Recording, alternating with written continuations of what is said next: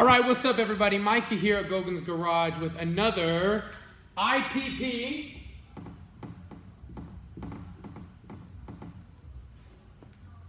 Another IPP conversation. Injury, prevention, performance. Now, I want to talk about the deadlift. I love the deadlift both for performance and corrective programming, as well as an assessment.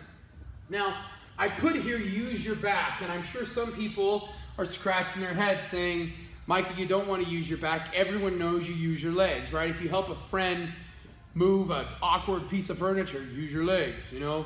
You're in the gym, use your legs, you know? Especially in the deadlift, you see these guys get really low under the bar and they're like, drive with your legs, right? So, which is important, but I want to focus on this area of your back because there is a situation in which you will need to learn how to use your back in this area. So we have a lot of muscles in this area. A very common and one to remember is the erector spinae, okay?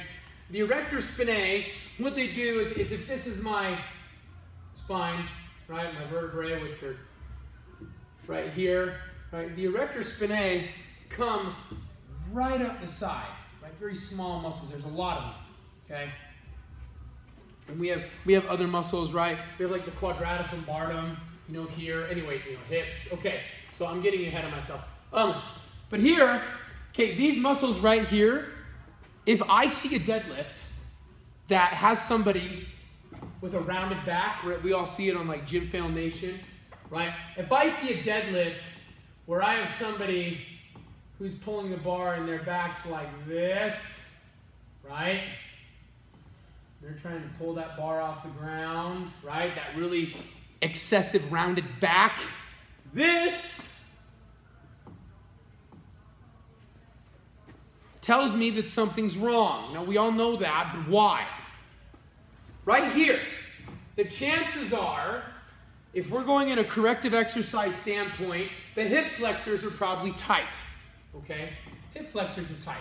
Okay, that's the first thing I'm going to look for. I'm also going to visit the calves. Okay, dorsiflexion is very important with the deadlift. But one thing I'm going to look at is strengthening these muscles right here. Okay, it is important to learn how to engage those muscles, especially in a heavy deadlift, in a squat even, farmer's carry, all these big events. Right, these compound lifts require these muscles along our spine to be strong, right?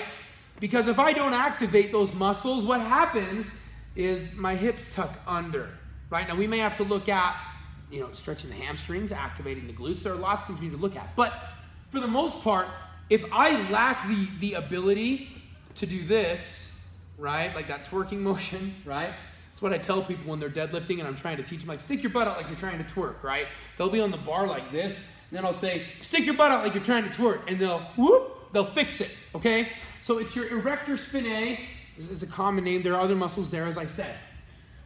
To strengthen these, I recommend doing reverse hyperextensions and even Romanian deadlifts with a very light weight, pulling from the floor and practicing neutral spine. If you notice, none of my stick figure lifters have their necks kinked like this, right?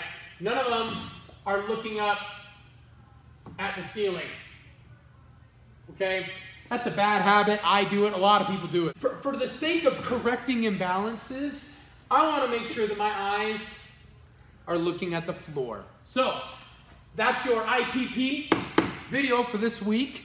I'll share another video that's demonstrating some of these exercises, but this alone has not only helped me improve my deadlift and my other events that I'm training for, but it's also helped a lot of basketball players that I've worked with, right? These guys who are 6'6", 6'8", 6'10", right? A lot of them have very awkward positioning here, and so strengthening these muscles makes a world of difference for those guys. It doesn't have to be basketball. That's just where a lot of my experience comes from. So anyway, remember that. Use your back. Use these muscles, right? The erector spinae, quadratus lumbarum, other muscles that help support that spine. And we'll see you next time.